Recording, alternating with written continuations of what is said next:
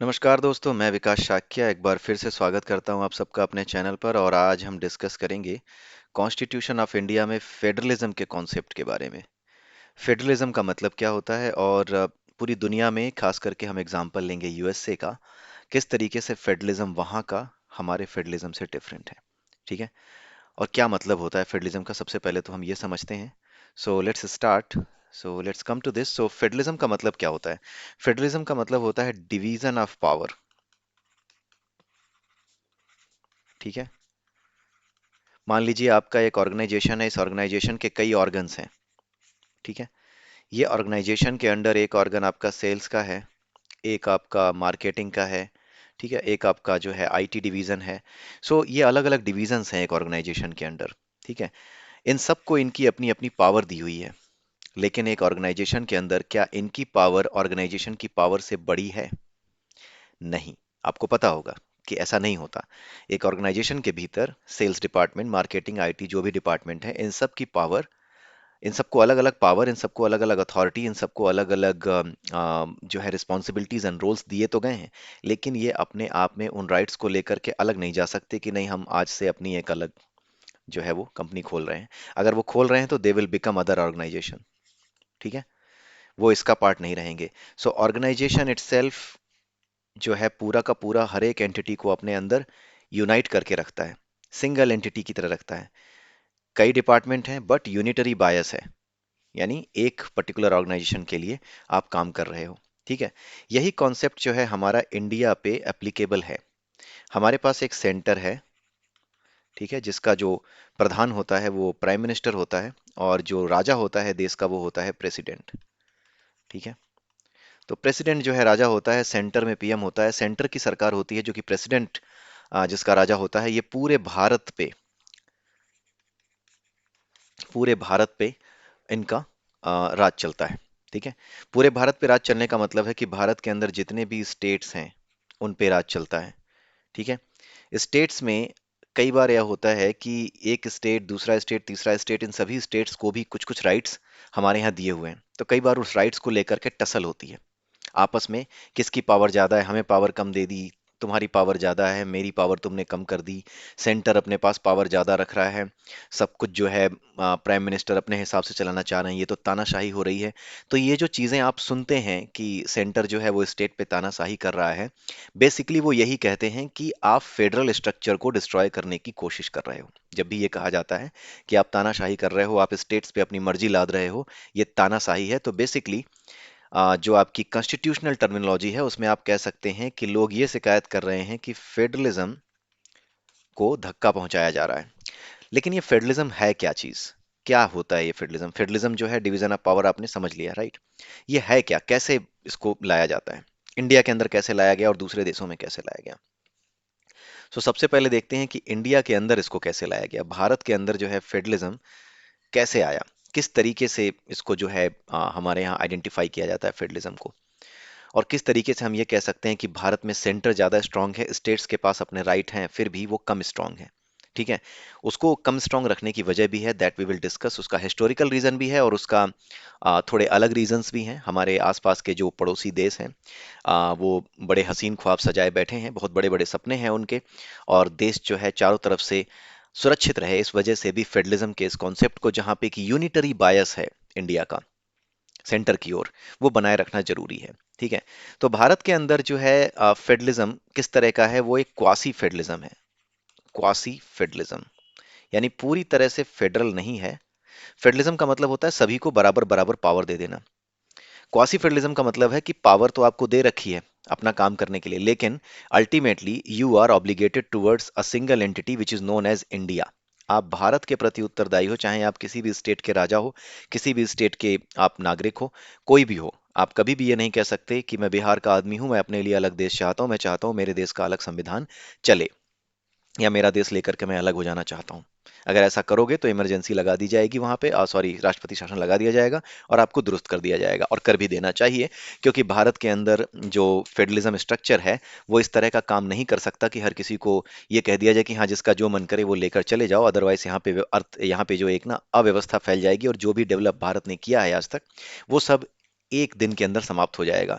बड़े हसीन हसीन ख्वाब सजा करके लोग बैठे हैं, ना कि केवल भारत के बाहर बल्कि भारत के भीतर भी। सबसे बड़े दुख की बात यह है कि भारत ऐसे ऐसे गद्दारों को भी देश के अंदर पाल रहा है, पालना पड़ता है, क्योंकि वो भी देश का हिस्सा है। भटके हुए हैं, भटके हुए नौजवान के नाम पर जो है वो बेचारे बच जाते हैं। लेकिन समस्या ये है कि कुल मिलाकर के भारत के भीतर ये समस्या बड़ी गंभीर है कि अगर आप फेडरल स्ट्रक्चर को जरा सा भी यूनिटरी बायस को छोड़ करके अगर स्टेट्स को ज्यादा राइट्स देने की सोचें, तो आप सोच नहीं सकते कि कौन कौन से हसीन ख्वाब पूरे करने में लोग लग जाएंगे और आपको अपनी जान बचाना तक मुश्किल हो जाएगा। इतने इतने बेवकूफ लोग भारत के अंदर, इतने बड़े बड़े जो गद्दार हैं, इस तरीके की जो गद्दारी वाला जो माइंडसेट है उसको लेकर के लोग बैठे हुए हैं।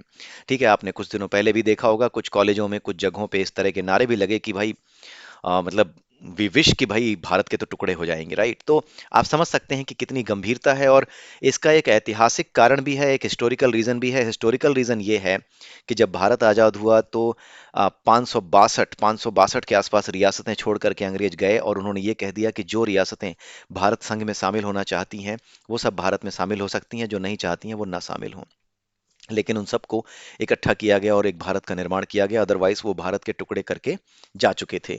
इतने टुकड़े करके जा चुके थे कि अगर जरा सा भी यहाँ पर लीडरशिप कमजोर पड़ती, अगर वल्लभ भाई पटेल जैसे लोग ना होते, तो मे बी कि भारत को आज जिस स्थिति में, जितनी मजबूत स्थिति में और जिस भारत को आप जानते हैं, शायद आप उस भारत में ना रह रहे होते, आप किसी और ही हालात में होते। तो सबसे पहले तो we should say thanks to our ancestors, खास करके जो हमारे सरदार वल्लभ भाई पटेल हैं, उनको तो बहुत बहुत धन्यवाद कि आज जो भारत उन्होंने हमें दिया है वो भारत बहुत ही अनोखा है। और वो भारत जो है पूरी दुनिया में अब धीरे धीरे काफी हद तक अपनी एक पहचान, एक अलग पहचान बनाने में कामयाब हुआ है। ठीक है, तो आइए बात करते हैं क्वासी फेडरलिज्म की। क्वासी फेडरलिज्म का मतलब होता है कि आप सेंटर की तरफ टिल्टेड हो। आपने स्टेट्स को राइट तो दिए हैं बट वैसे राइट नहीं दिए हैं कि वो अपने आप को लेकर के अलग हो जाएं। तो इस तरह का जो फेडरलिज्म होता है ना, इसको हम कहते हैं होल्डिंग टुगेदर फेडरलिज्म। तो भारत जिस फेडरलिज्म का पालन कर रहा है उसको होल्डिंग टुगेदर फेडरलिज्म कहते हैं, जिसमें कोई भी स्टेट जो है अपने आप से ये नहीं कह सकता कि मैं अपना अलग लॉ बनाऊंगा, अपना ये बनाऊंगा। हर किसी के पावर्स डिसाइड कर दिए गए हैं। कुछ ऐसे सब्जेक्ट्स होते हैं जिन पे सेंटर और स्टेट दोनों ही कानून बना सकते हैं। कुछ ऐसे होते हैं जिस पे केवल और केवल स्टेट कानून बना सकता है। और कुछ ऐसे सब्जेक्ट्स हैं जिस पे केवल और केवल सेंटर कानून बना सकता है। जैसे अगर भारत की विदेश नीति की बात की जाए, तो ये विदेश नीति कोई बिहार या राजस्थान या महाराष्ट्र जैसा राज्य अलग से कोई विदेश नीति अपनी नहीं बना सकता कि हाँ हमारी विदेश नीति ये होगी, राइट? विदेश नीति बनाने का काम रक्षा जैसी चीजों पर डिस्कस करने का काम, डिफेंस को लेकर के पॉलिसीज बनाने का काम ये सेंटर के पास ही होगा। ठीक है, सो हमारे पास पावर्स हैं, स्टेट्स को भी पावर दी हुई है, लेकिन कुछ इंपॉर्टेंट चीजों पे, जो बड़ी चीजें हैं, फॉरेन पॉलिसी है, डिफेंस है, इन चीजों पे हमारे सेंटर को राइट्स हैं। और बाकी जो चीजें होती हैं जैसे पुलिस हो गया, खेती को लेकर के, कानून को लेकर के अपने जो है अलग अलग नियम बनाना, जैसे आबकारी नीति होती है, जो शराब वाली नीति होती है कि कहाँ पे शराब पीना मना है, कहाँ पे शराब बेचना एक ऐसा दंडनीय अपराध है कि फांसी तक की सजा हो सकती है। तो इस तरह की चीजें जो हैं वो स्टेट के हाथ में छोड़ दी हैं कि कानून व्यवस्था आप देखिए, शिक्षा आप देखिए, ये सारी चीजें जो पावर दी गई हैं अलग अलग स्टेट्स को और सेंटर को, ये इसी तरीके से डिवाइड की गई हैं। लेकिन अल्टीमेटली इंडिया एक यूनिटरी बायस वाला भी है कि अंत में अगर कहीं कोई प्रॉब्लम आती है, किसी स्टेट ने अलग अपने आप को अलग करने की कोशिश की, तो इंडियन जो कॉन्स्टिट्यूशन है उसमें इस तरह के प्रोविजंस हैं कि वो उसको अपने में कंट्रोल में लेकर के, कॉन्स्टिट्यूशनल मशीनरी के फेल होने पर अपने कंट्रोल में लेकर के वहां पर राष्ट्रपति शासन लगा करके उसे भारत में स्थायी रूप से बनाए रखने का प्रयास करेगा और इसे बनाए रखने की कोशिश करेगा। ठीक है, तो ये सारी चीजें हमें ये बताती हैं कि है तो स्टेट्स के पास भी राइट, लेकिन यूनिटरी बायस है, यानी जो सेंटर है वो ज्यादा स्ट्रांग है। ठीक है, और ये किन किन सेंस में स्ट्रांग है ये भी हम देख सकते हैं कि किन सेंसेस में ये स्ट्रांग हुआ है और कैसे स्ट्रांग हुआ है। और उससे पहले एक चीज बड़ी इंपॉर्टेंट कि हमारे कॉन्स्टिट्यूशन में अगर कोई कहे कि फेडरलिज्म जो वर्ड है वो कहाँ लिखा है, ये वर्ड कहाँ पे लिखा हुआ है, तो आप कहेंगे ये कहीं नहीं लिखा हुआ है। Nowhere it has been written. Federalism कहीं पर भी नहीं लिखा हुआ है। ठीक है, कहीं पर भी फेडरलिज्म वर्ड का यूज नहीं किया गया है संविधान में। ये केवल और केवल इस बेस पे, इसका एसेंस अगर आप निकालो भारत के संविधान का, तो हमारे पास जो एसेंस निकल के आता है in terms of power, power के टर्म्स में जो एसेंस निकल के आता है, वो एसेंस यही कहता है कि ये एक फेडरल स्ट्रक्चर की बात करता है भारत। क्यों है ऐसा? क्योंकि हमारे पास ना तीन लिस्ट हैं, एक है सेंटर लिस्ट, एक है हमारी स्टेट लिस्ट, और एक है हमारी कॉमन लिस्ट। ठीक है, जब संविधान बना वो 1947 था। ठीक है, अब जो है चीजें बदल चुकी हैं। जिस समय संविधान बना 1947 में, उस समय भारत में आईटी नहीं था, पूरी दुनिया में ही आईटी नहीं था। ठीक है, तो ये कुछ ऐसे सब्जेक्ट्स भी रह गए थे जिसके बारे में लोगों ने सोच लिया था कि हाँ, आने वाले समय में कुछ ऐसे सब्जेक्ट्स आ सकते हैं जो हमने आज सोचे नहीं हैं। तो जो कुछ भी हम उन्होंने उस समय नहीं सोचे थे, उनको कहा जाता है रेजिडुअरी। ठीक है, रेजिडुअरी सब्जेक्ट्स। ठीक है, ये रेजिडुअरी सब्जेक्ट्स पे कानून बनाने का अधिकार केवल सेंटर को था, आज भी है। ठीक है, आज भी हमारे पास रेजिडुअरी जो होती हैं, जो बाकी बचे हुए हैं, जैसे मान लीजिए कि जिस समय संविधान बना उस समय आईटी जैसी कोई चीज थी ही नहीं, इंटरनेट पे इस तरह की चीजें थी ही नहीं, इंटरनेट जैसी चीज ही नहीं थी। तो उससे रिलेटेड क्राइम की बात ही नहीं हो रही थी, उससे रिलेटेड कानून बनाने की बात ही नहीं हो रही थी। लेकिन ये एक अनसीन फ्यूचर था। तो अनसीन फ्यूचर जो कुछ भी होगा, जो कुछ उस समय अनसीन था जब ये संविधान बना, तो ऐसा कोई भी सब्जेक्ट अगर फ्यूचर में आता है तो उस पे लॉ बनाने का राइट केवल और केवल किसके पास होगा? सेंटर के पास होगा, ऐसा डिसाइड हुआ। और आज भी यही है, जो भी रेजिडुअरी सब्जेक्ट्स हैं उन पे सेंटर ही लॉ बनाएगा, कोई भी चीज आती है। ठीक है, तो हमारे यहाँ तीन लिस्ट हैं, एक तो सेंटर लिस्ट है, एक स्टेट लिस्ट है, और एक कॉमन लिस्ट है। सेंटर लिस्ट में वो सब्जेक्ट नोट डाउन कर दिए गए हैं जिसपे कि सेंटर केवल कानून बना सकता है, स्टेट उस पे किसी तरह का कोई कानून नहीं बना सकता। स्टेट है, स्टेट के केस में क्या है, केवल वो सब्जेक्ट्स में उसमें वो बताए गए हैं, केवल वो सब्जेक्ट्स इसमें लिस्ट किए गए हैं जिन पे केवल और केवल स्टेट, यानी केवल और केवल राज्य कानून बना सकता है, और सेंटर कानून नहीं बनाएगा। उसके बाद आता है कॉमन। ठीक है, कॉमन में क्या आता है कि कुछ ऐसे सब्जेक्ट्स रखे गए हैं जिसपे सेंटर और स्टेट दोनों कानून बना सकते हैं। इसको ध्यान से समझिएगा, कुछ ऐसे सब्जेक्ट्स हैं जिन पे सेंटर और स्टेट दोनों कानून बना सकते हैं, जैसे खेती है, कृषि है। ठीक है, इसको लेकर के, कृषि को लेकर के कानून स्टेट भी बना सकता है और सेंटर भी बना सकता है। ठीक है, इसीलिए आपने देखा होगा कि पिछले साल जब पंगे हुए थे किसान आंदोलन को लेकर के, तो वो जो किसान आंदोलन को लेकर के आपने पंगेबाजी देखी होगी, तो कुछ सेंटर ने अपनी तरफ से लॉ लेकर के वो अपनी तरफ से आए थे, जिसकी वजह से ये बवाल हो गया था कि ये चीज हमें क्या कहते हैं उसको, ये चीज हमें कबूल नहीं है, मंजूर नहीं है। पता नहीं क्यों शब्द नहीं आ रहे थे अभी मेरे मुंह में। तो ये जो है, जो कॉमन सब्जेक्ट्स हैं, कृषि या कुछ भी हो, तो उन पे सेंटर और स्टेट दोनों बना सकते हैं। लेकिन एक चीज याद रखिएगा कि अगर कोई सब्जेक्ट ऐसा है जो कि कॉमन लिस्ट में है और उस पे सेंटर ने और स्टेट ने दोनों ने कानून बना दिए हैं, सेंटर ने भी कानून बना दिया और स्टेट ने भी, तो स्टेट ने अगर कानून बनाया है तो कोई अगर ऐसा प्रोविजन उसमें रखा है, ठीक है, कोई ऐसा प्रोविजन है, सॉरी, कोई अगर प्रोविजन ऐसा है, जैसे एक सेंटर हो गया, एक स्टेट हो गया, एक कॉमन लिस्ट का सब्जेक्ट था, सब्जेक्ट, उस पे अपने कानून बनाया। सपोज करो स्टेट ने कुछ पॉइंट्स डाल दिए 1 2 3, सेंटर ने कुछ पॉइंट्स डाल दिए 1 2 3, ठीक है, ए बी सी सपोज। अगर 1 2 3 और ए बी सी में कोई ऐसा पॉइंट है जो कि सेंटर ने बनाया है जो कि स्टेट के पास नहीं था, सपोज सी नहीं था, तो वो सी यहाँ पे उनको ऐड करना होगा, राइट। और अगर कोई पॉइंट ऐसा था बी जो कि ये कह रहा हो कि मुझे ये काम नहीं करना है, लेकिन मान लीजिए कि स्टेट की लिस्ट में पॉइंट नंबर 2 ऐसा हो जो कह रहा हो कि मुझे ये काम करना है, ये मेरे लिए लीगल होगा, या ये मुझे करना होगा, राइट, और स्टेट सेंटर कह रहा है कि ये नहीं करना होगा, तो जो कुछ भी सेंटर ने मना किया है कि नहीं करना होगा, अगर वो स्टेट ने कहा है कि करना होगा, तो स्टेट को उसे अपने यहाँ से हटाना होगा, यानी स्टेट को भी सेंटर के साथ सिंक में आना होगा। यानी अगर किसी सब्जेक्ट पे सेंटर और स्टेट दोनों कानून बनाते हैं, तो स्टेट का कानून अगर कॉन्ट्राडिक्ट करता है सेंटर के कानून को किसी भी प्रोविजन में, तो स्टेट का कानून विरोध की सीमा तक, यानी जहां तक वो कॉन्ट्राडिक्ट कर रहा होगा वहां तक उसे हटा दिया जाएगा। ठीक है, और अगर कुछ ऐसा है जो कि सेंटर ने एडिशनल ऐड किया है, तो वो स्टेट को एडिशनल ऐड करना होगा। लेकिन ऐसा कभी नहीं हो सकता कि स्टेट ने कुछ बनाया हो, सेंटर ने कुछ बनाया हो, तो स्टेट सेंटर को सुपरसीड कर जाए। तो आपने देखा होगा कि स्टेट को राइट्स हैं बनाने के, लेकिन यहां पर भी सेंटर स्ट्रांग हो गया, ये हमारे संविधान में है। तो हमारा जो सेंटर है वो स्ट्रांग है और रखना जरूरी है, वो हमने पहले ही समझा कि क्यों जरूरी है, बड़े हसीन ख्वाब पाल रखे हैं लोगों ने, इसलिए सेंटर को स्ट्रांग रखना जरूरी जरूरी भी है। ठीक है, और हमारे संविधान जो निर्माता उन्होंने ऐसे ही नहीं ये किया होगा। आज की डेट में लोग बातें करते हैं, लेकिन संविधान निर्माता बेवकूफ नहीं थे। अगर आज वो जिंदा होते तो थप्पड़ मारते उन लोगों को जो ये समझाने की कोशिश करते हैं कि भारत के टुकड़े कर देने चाहिए। उन बेवकूफों को वो अच्छे से समझा देते। लेकिन अब क्या करें, वो नहीं है, लेकिन उनके संविधान के माध्यम से हमें समझ में आता है कि उनकी मंशा क्या थी। वो जानते थे कि भारत किस तरह का देश है और इसके भीतर किस तरह के लोग, किस तरह की जनता यहाँ पर है। तो उसी हिसाब से उन्होंने संविधान बनाया। आप उनकी जो दूरदर्शिता है, जो उनकी फोरसाइटनेस है, जरा उसको देखिए कि वो कितनी जबरदस्त है कि आज के समय में भी वो हमारी हेल्प कर रही है। ठीक है, तो इसको आप समझिए। और इसके अलावा अब हम देखते हैं एक चीज और है जो सेंटर को स्ट्रांग बनाने का प्रूफ है, सेंटर को स्ट्रांग साबित करती है। जो सपोज करो कि स्टेट्स हैं हमारे यहाँ, सपोज 30 स्टेट्स हैं, और इन स्टेट्स में से अगर दो स्टेट्स 1 और 2, अगर ये दो स्टेट्स ये कह देते हैं कि स्टेट के पास एक सब्जेक्ट लिस्ट है, तो हमने देखा अभी कि स्टेट की एक अलग सब्जेक्ट लिस्ट है।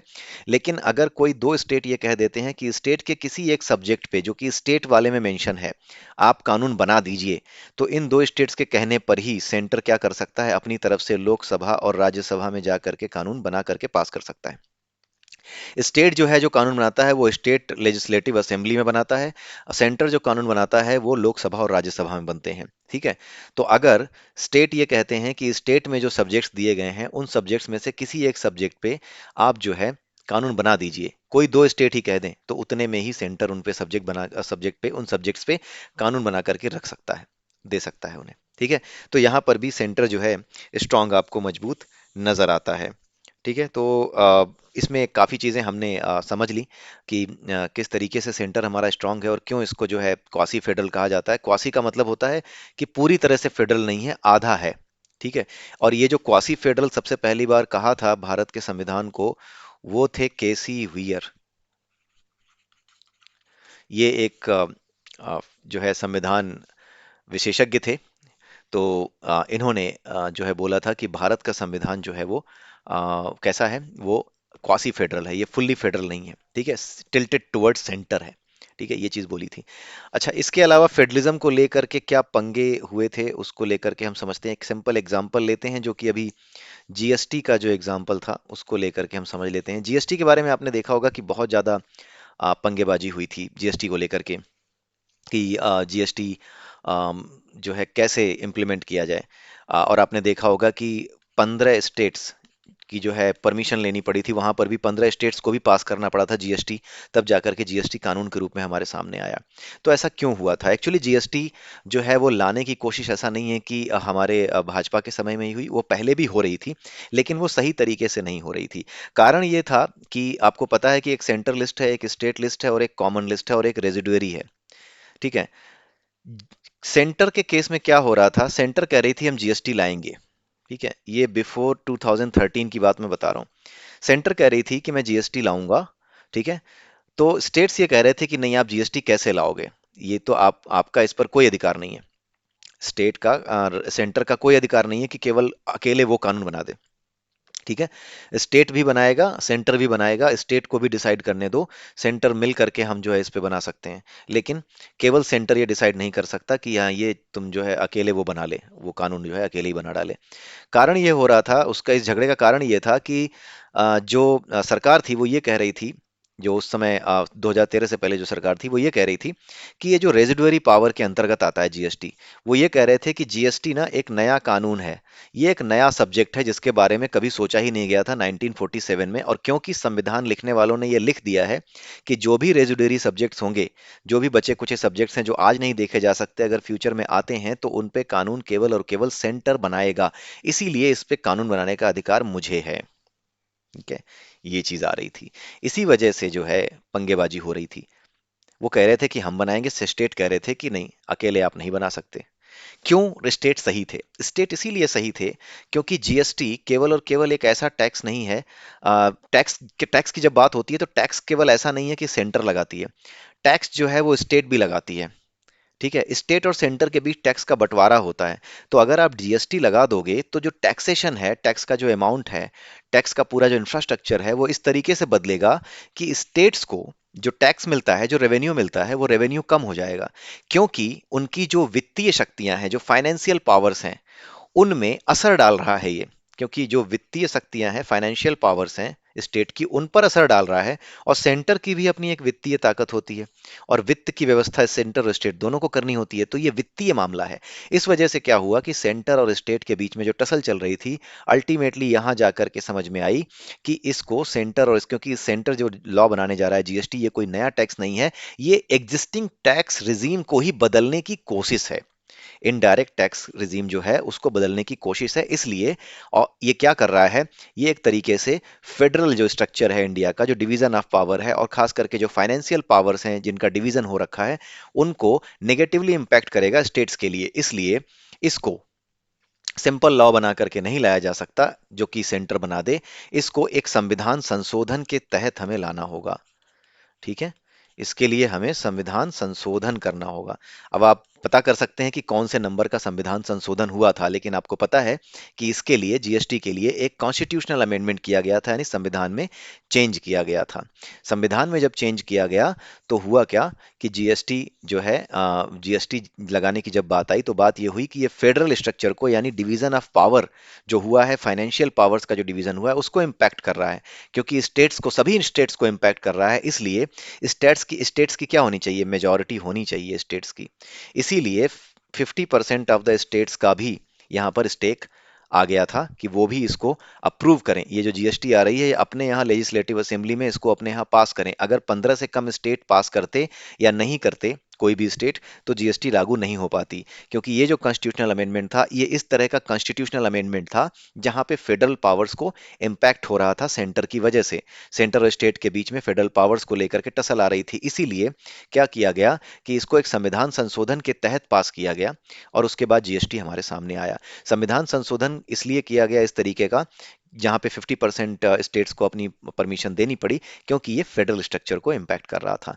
बाकी जगहों पे फेडरल स्ट्रक्चर को इम्पैक्ट जहां पे नहीं करता, जहां पे सेंटर अपर हैंड रख सकता है, वहां पे इस तरह का कोई काम नहीं करना पड़ता कि 50% स्टेट से लेकर के आओ। आपने देखा है कि बहुत से संविधान संशोधन हुए हैं, लेकिन कई जगह पे 50% वाली जो होती है क्लॉज, वो नहीं होती। वो 50% स्टेट से हमें कुछ नहीं लाना पड़ता। ठीक है, तो यही जो चीज़ है, ये क्या करती है कि फेडरलिज्म को लेकर के यही एक क्लासिक केस था, जहाँ पे पावर जो है, फाइनेंशियल पावर, जो कि स्टेट्स और सेंटर के बीच में इस तरीके से फंस गई थी, जो कि बहुत जरूरी थी। अदरवाइज जो बेसिक फेडरल स्ट्रक्चर है वो भी खत्म हो जाता। क्वासी फेडरल है, लेकिन है तो फेडरल ही ना, कुछ तो पावर्स है ना स्टेट्स के पास।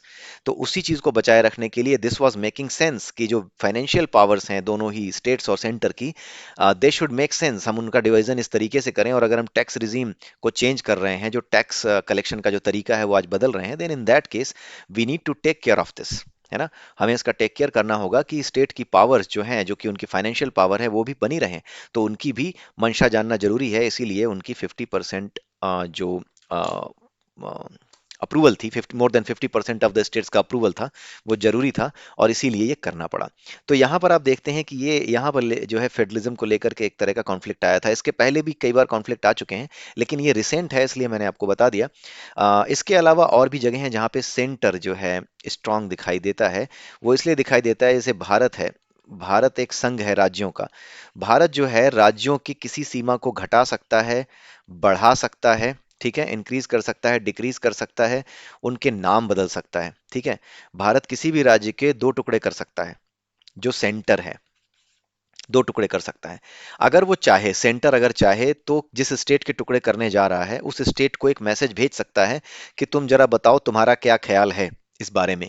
अगर इसने अपना ख्याल व्यक्त कर दिया कि नहीं, हमें तो नहीं लग रहा कि आप टुकड़े करिए, हम बिल्कुल विरोध करते हैं, तो इनकी मर्जी है सेंटर की कि वो इसकी बात को समझें, माने ना माने। ना मानना चाहे तो ना माने, वो कहेंगे ठीक है, तुम अपना विचार अपने पास रखो, हम स्टेट के टुकड़े कर रहे हैं। तो सेंटर ऐसा कर सकता है। ठीक है, ये चीज होती है। जो सेंटर है, जो पार्लियामेंट है, that can basically redraw the map of India. वो भारत का मैप, भारत का जो नक्शा है, वो रीड्रॉ कर सकते हैं, हर स्टेट की बाउंड्री बदल सकते हैं, उसका नाम बदल सकते हैं। तो ये सारी चीजें जो आती हैं, वो सेंटर और स्टेट दोनों के हाथ में होने के बावजूद भी वहां सेंटर का अपर हैंड रहता है।